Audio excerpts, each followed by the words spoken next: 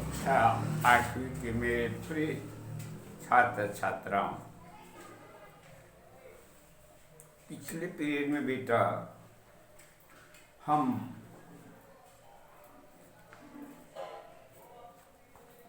दसवां पाठा पूर्ण कर चुके हैं। इसके प्रश्नोत्तर भी मैंने तुमको लिखवा दिया, बता दिया था, है ना। और अन्य सब प्रश्नों को भी बतला दिया था, अनुवाद को भी बतला दिया था, हैं?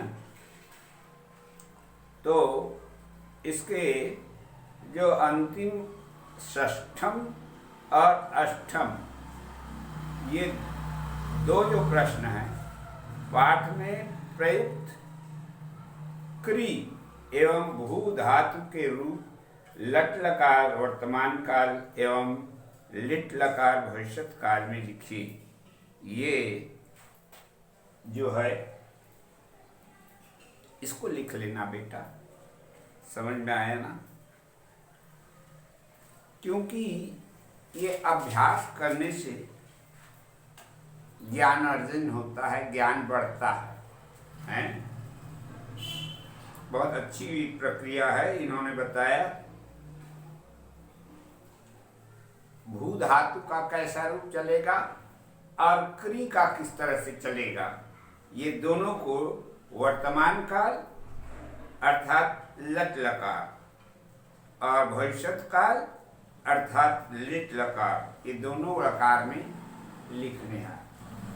उसके बाद पाठ में प्रयुक्त उकारांत शब्द गुरु के रूप लिखने, गुरु शब्द का कारक रचना लिखना है, खाका बना लेना और इसको लिखना बेटा, ठीक है। आ जाओ अब एकादशा पाठ।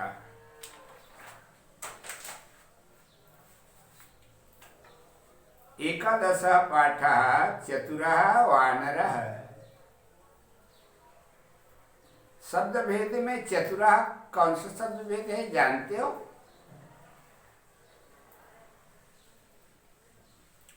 तुम लोगों को शब्द भेद मैंने बताया है बेटा। शब्द भेद 8 हैं। हाँ, संज्ञा है, सर्वनाम है, विशेषण है, क्रिया है, क्रिया विशेषण, समुच्चय बोधक अव्यय, विस्मयादि बोधक अव्यय और संबंध सूचक अव्यय। ये 3 अव्यय और 5 ये सब मिलकर के 8 शब्द भेद हैं। उसमें सारे विश्व में जितने भी शब्द हैं बस इन्हीं 8 शब्द भेदों के अंतर्गत ही आते हैं, उससे बाहर नहीं। तो चतुरः वानरः, इसमें चतुरः कौन सा शब्द भेद है, वानरः कौन सा शब्द भेद है, समझ गए? ये सब जानना जरूरी है। चतुरः विशेषण है बेटा, वानरः संज्ञा है। क्यों वानरः संज्ञा है? इसलिए कि वो नाम है, बस पहचान को याद रखो। क्यों संज्ञा है? नाम है इसलिए संज्ञा है। क्यों ये चतुरः विशेषण है? ये वानरः संज्ञा की विशेषता बता रहा है। ऐसा समझना जानना चाहिए। समझ में आया?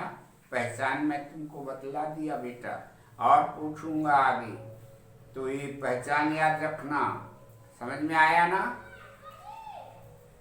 उसी तरह से एकादशः पाठा लिखा है, तो एकादशः भी विशेषण है और पाठा भी संज्ञा है।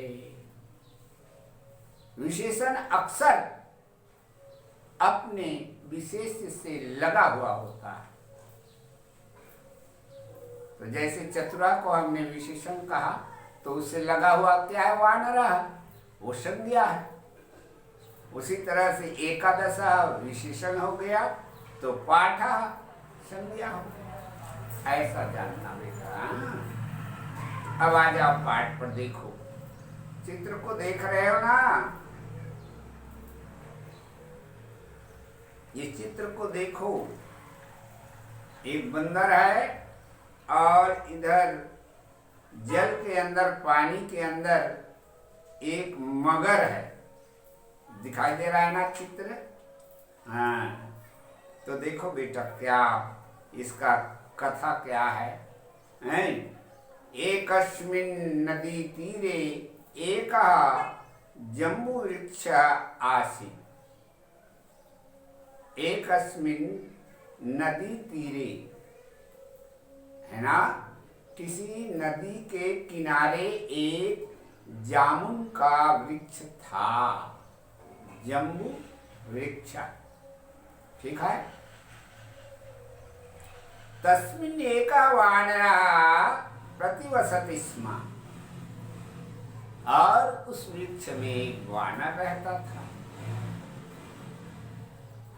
उस वृक्ष के ऊपर क्या रहता था? एक बंदर।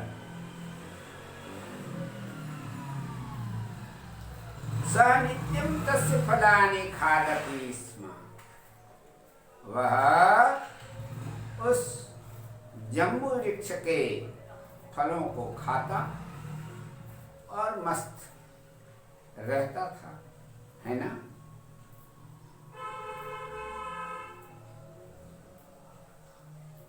नित्यं तस्य फलानि खादति स्म। कश्चित् मकरोऽपि तस्याः नद्याम् अवसत्, और कोई मगर भी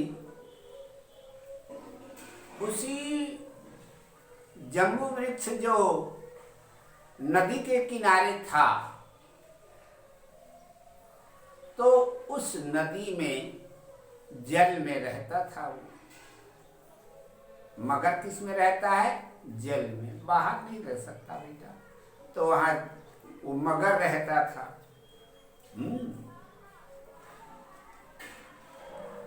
क्या देखा? कश्चित् मगरोऽपि तस्याः नद्याम् अवसत्।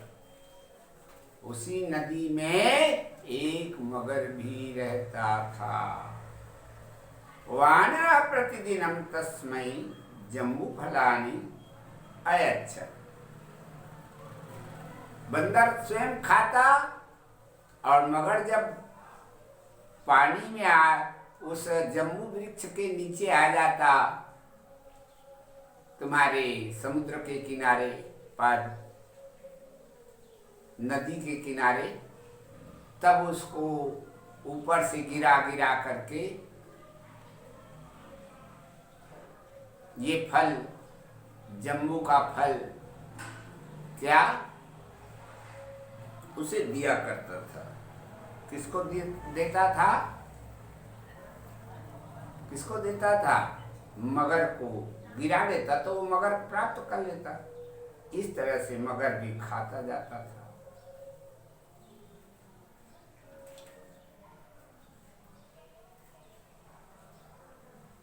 तेन प्रीति मकरः तस्य वानरस्य मित्रम अभवत्। इससे बंदर और मगर में प्रेम हो गया, स्नेह हो गया, मित्र बन गए दोनों, हैं। तेन प्रीते, प्रीता, उस प्रेम के द्वारा वानर और मगर में मित्रता हो गई। ठीक। एकदा मकरः कांचित् जम्बूफलानि पत्न्यै अपि दातुम् आनयत्। एक दिन मगर ने उस जो है जम्बूफलानि, अर्थात उस फल को अपनी पत्नी को देने के लिए लाया। जामुन का फल अपनी पत्नी को देने के लिए वो लाया। एकदा मकरः कांचित् जम्बूफलानि पत्नी अपि दातुं मानयत् तानि खादित्वा तस्य जाया अचिन्तयत् अहो तानि फलानि खादति।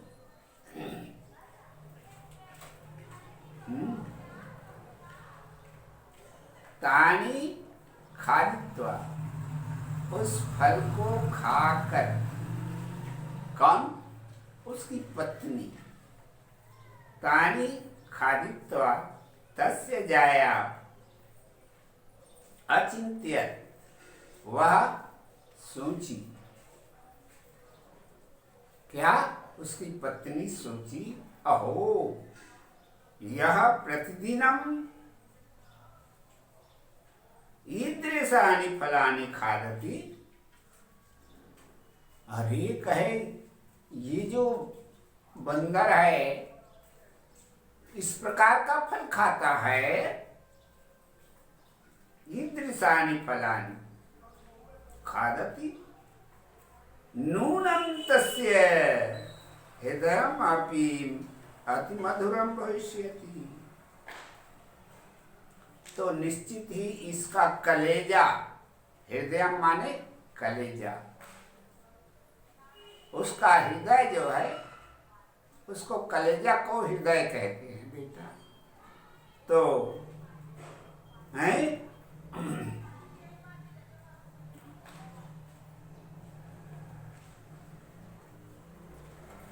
ठीक। तस्य हृदयमपि मधुरम भविष्यति, तो उसका हृदय भी बहुत मीठा होगा। सा पतिमा कथयत, वह अपने पति से बोली, भो स्वामिना, हे पतिदेव, जम्बुभक्षकस्य तव मित्रस्य हृदयम अपि जम्बुवत् मधुरम भविष्यति। पतिदेव, आपका मित्र बंदर का जी कलेजा उस फल के समान मीठा होगा।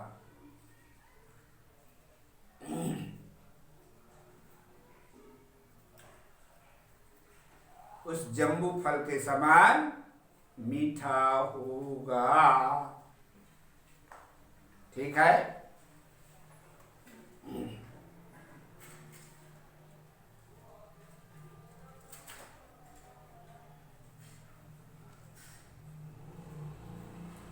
अहम तदेव खातुम इच्छामि, तो मैं भी, मेरी इच्छा हो रही है कि मैं उस जामुन के फल को खाऊं।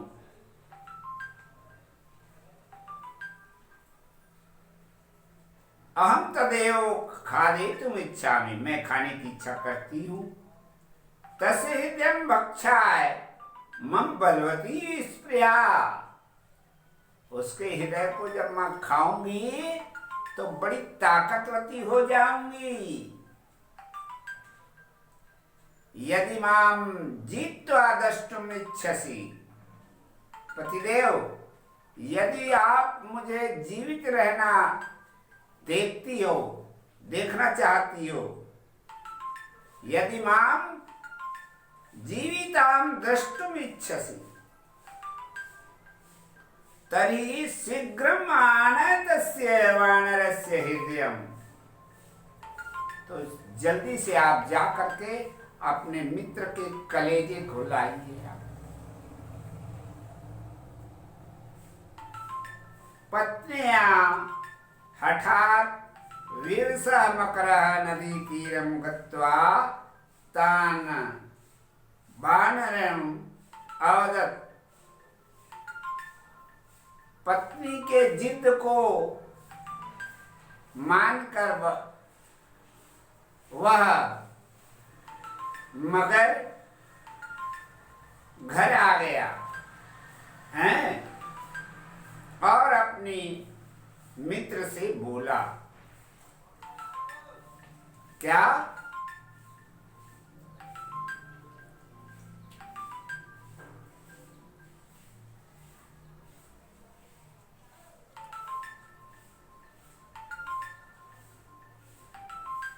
गृहम् आगच्छ वानरः अपृच्छत् कुत्र ते गृहम्?